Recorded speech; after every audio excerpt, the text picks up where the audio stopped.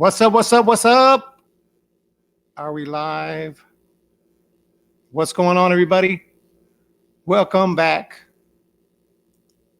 to the Humm Baby Baseball channel. Yes, yes. Monetization. Oh.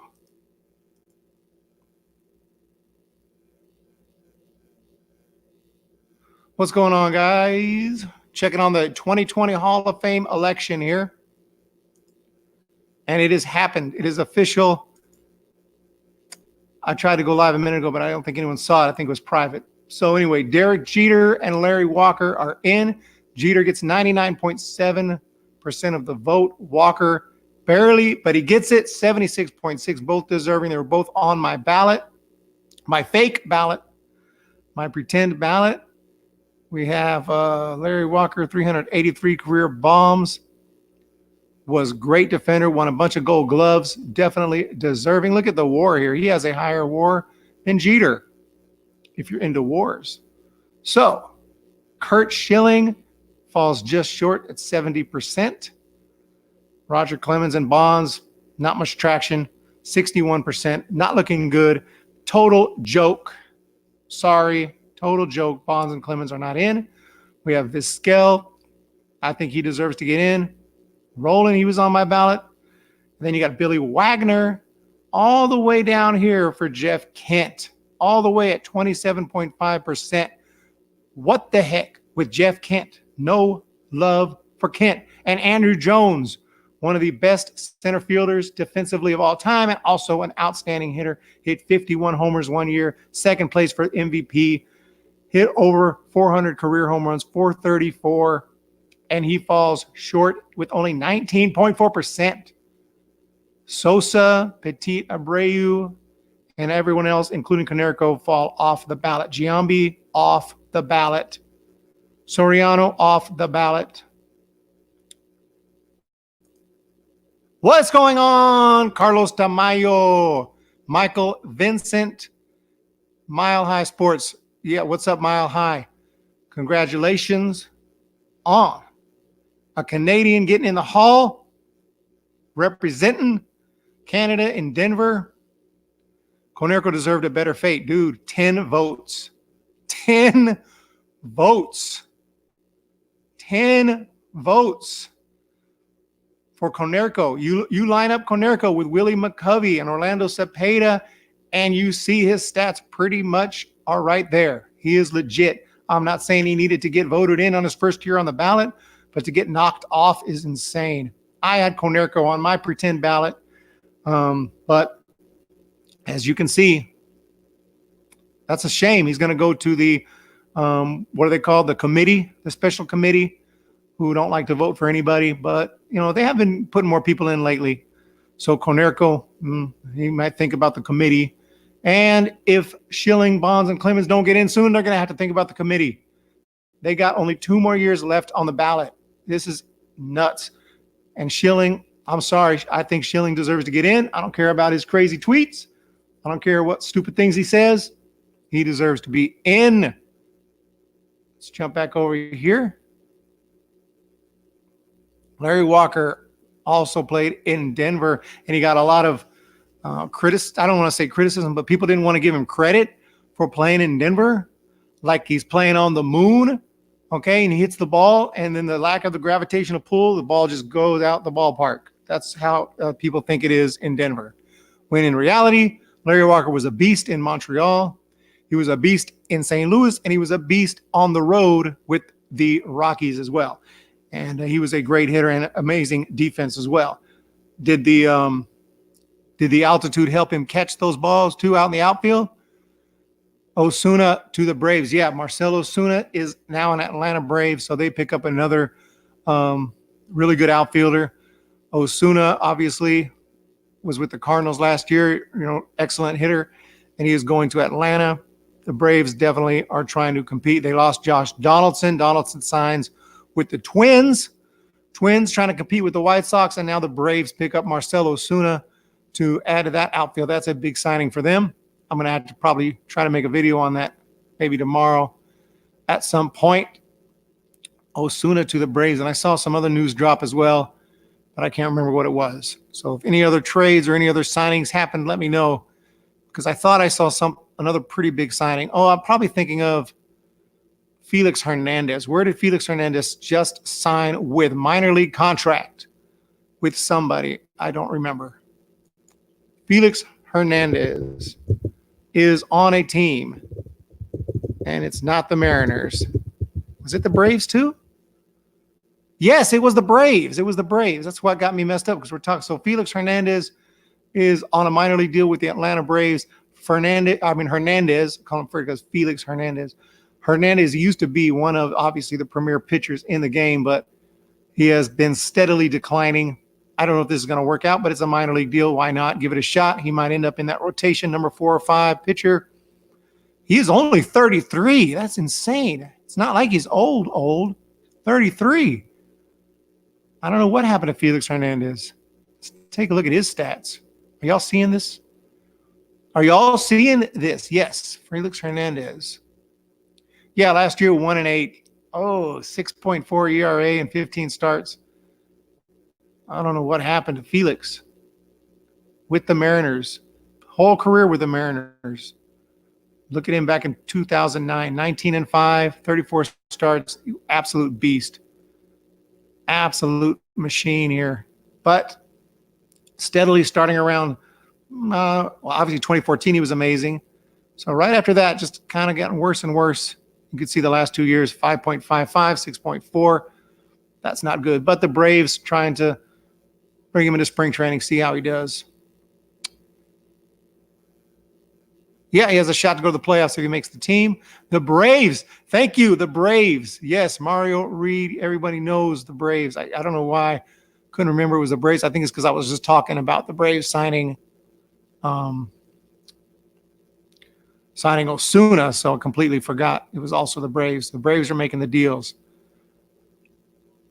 But as for the Hall of Fame election, what do y'all think? Who should have got in? Who should have got in, who didn't get in? Bonds and Clemens. Come on now. Let's end this grudge, okay? They took some pills. They did steroids, took some shots they weren't supposed to, and it turned them into freaking video game players. But before they were video game players, they were clear-cut, definite, no doubt Hall of Famers. Roger Clemens had 100 complete games before he did steroids. Roger Clemens had 38 shutouts before he did steroids. Barry Bonds had 3 MVPs before he did steroids. Barry Bonds had 8 gold gloves before steroids.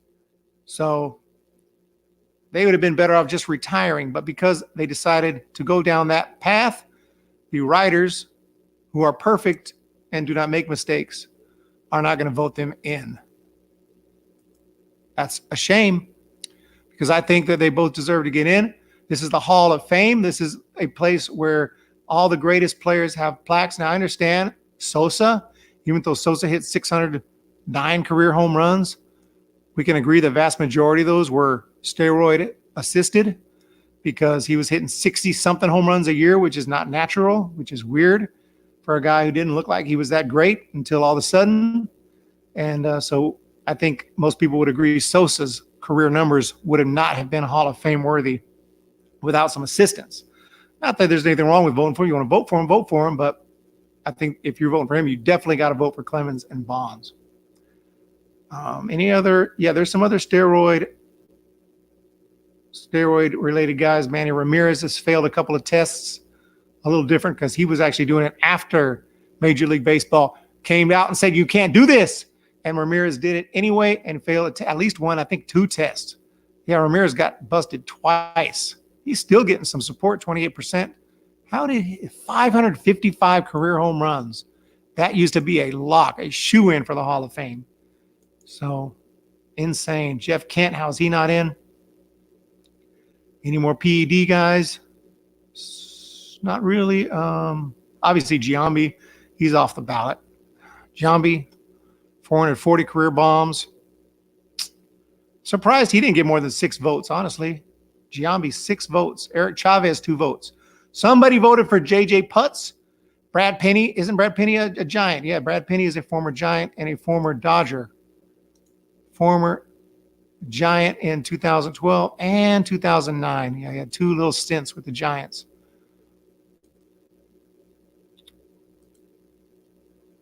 Let's see what we got here in the comentarios.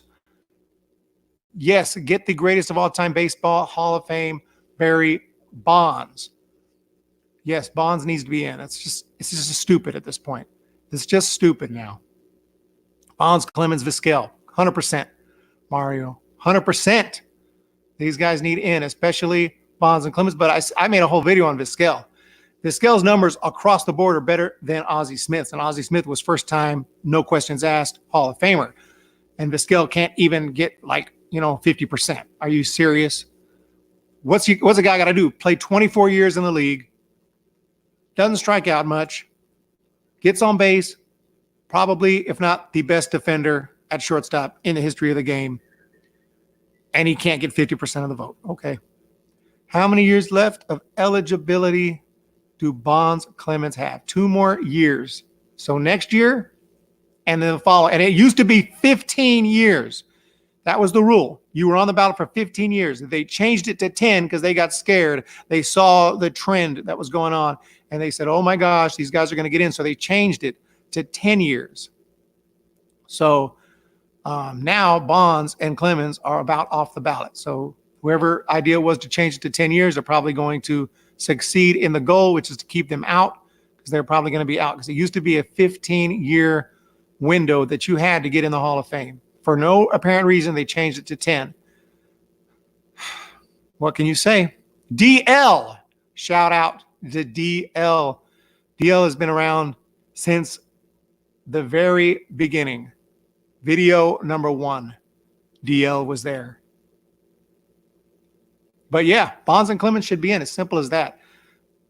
I don't know what else to say about it.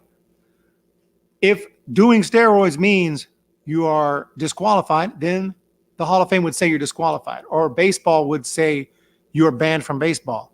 And then the Hall of Fame would say, therefore, you can't get in the Hall. But that hasn't happened with this particular offense. So you still have to consider them. And when you consider how good Barry Bonds and Roger Clemens were before they touched steroids, when you consider how good they were, it's just ridiculous that they're not in the Hall of Fame. Bonds and Clemens are 2 of the best, most dominant players in the game's history. For them not to be in is a shame. You said it. You said it. DL, no problem. DL knows, dude. DL knows. I don't know what else to say about it. It's a sham, that Hall of Fame. If those guys don't get in, yeah. That's like, I don't want, that's like a basketball Hall of Fame. No Jordan, no LeBron. Like, really? It's a football Hall of Fame with no Rice, with no Montana. Something is wrong with that picture. Jumping back into the ballot. So, yeah, I mean, I'm a pretty generous voter, but I understand, rolling and down, other than Jeff Kent, I feel, has a really strong case for the Hall of Fame, but he's not getting any support. Andrew Jones, too, but they're way down here. But I can understand Rowland and Wagner and Helton not getting in. Abreu, I can understand that. But Bonds and Clemens, this is going to be over, though. In the next 2 years, we're not going to be able to talk about this anymore because they're going to be off the ballot. They're either going to be in or off the ballot. And sitting at 60% and 61% does not feel like they're getting enough traction to get up to that 75. Curt Schilling, on the other hand, 70. He's right there. He's going to make it. If not next year, 100%. 2022, he is in. There's no questions asked. He's in. He's too close. The only hope, by the way, I was thinking that the only hope that Bonds and Clemens might have is if there's a bunch of voters who are waiting for that last year of eligibility, if they're holding out as some form of protest until their last year of eligibility, and then like 30 or 40 voters who have been voting no suddenly vote yes. And I think in their last year, they're going to have the biggest showing. It's probably going to be 70, 71, 72%, but you got to get 75. And the committee's not putting them in. The committee is not putting them in. If they don't get into the next 2 years, it's not happening. At least not anytime soon. Maybe 50 years when everyone in the committee and we're all old or dead, then maybe, but not until then.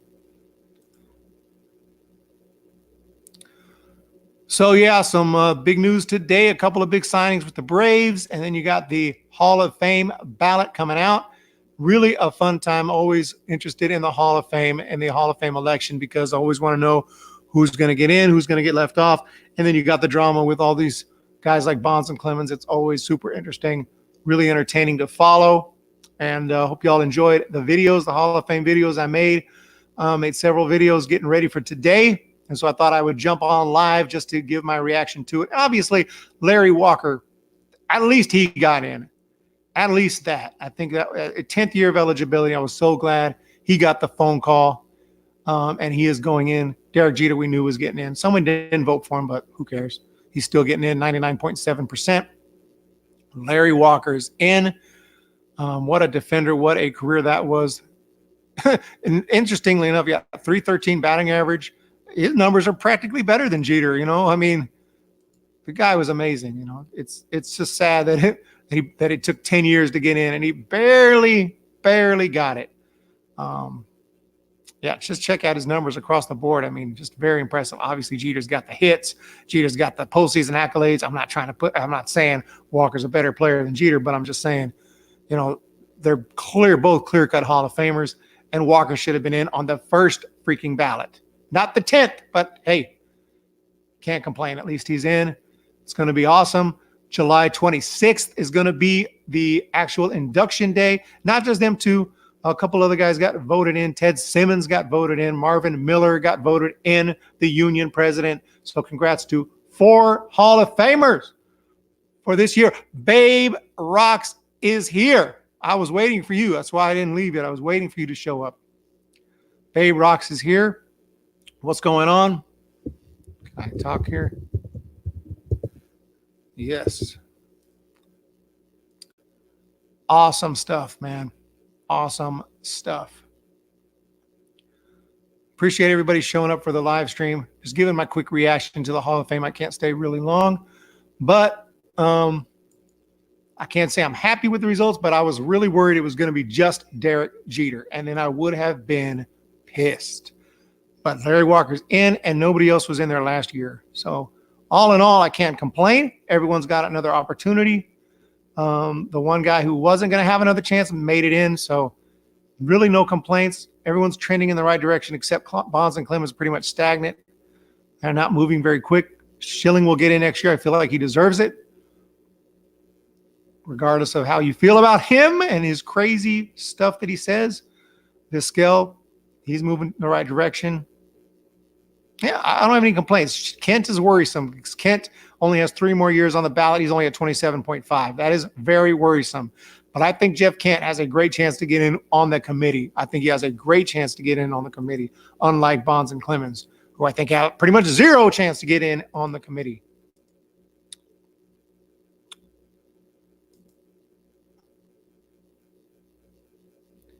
Anything else to note here about the Hall of Fame ballot? Not really. I think I said everything. Let's see some of these guys who got 0 votes.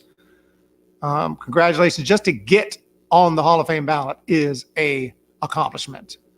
Carlos Pena, Heath Bell, Rafael Furcal, Brian Roberts, Jose Valverde, Sean Figgins of the Angels, Josh Beckett. He didn't get any votes. Adam Dunn only got 1. Penny, Putz, Ibanez, Cliff Lee, great names. Eric Chavez, Alfonso Soriano felt like he was going to be a Hall of Famer at one time. Didn't work out for him. Gianni Conerco. Congratulations to all of them for getting on the ballot, especially Conerco. I think that's a shame that he's going to fall off. Sad day in the Conerco household. But we got some great names to look forward to next year, and I can't wait. DL, maybe Bonds and Clemens will slip in their last year like Walker. That's the hope. That's what I hope. I hope it happens, but I'm not holding my breath on that. I can't wait till next year. Can't wait till July 26th, the induction ceremony. And then obviously coming around next November, December, January, off season, look forward to next year's election. It's going to be great. And I don't even know who the newcomers will be next year. Is there a way I can...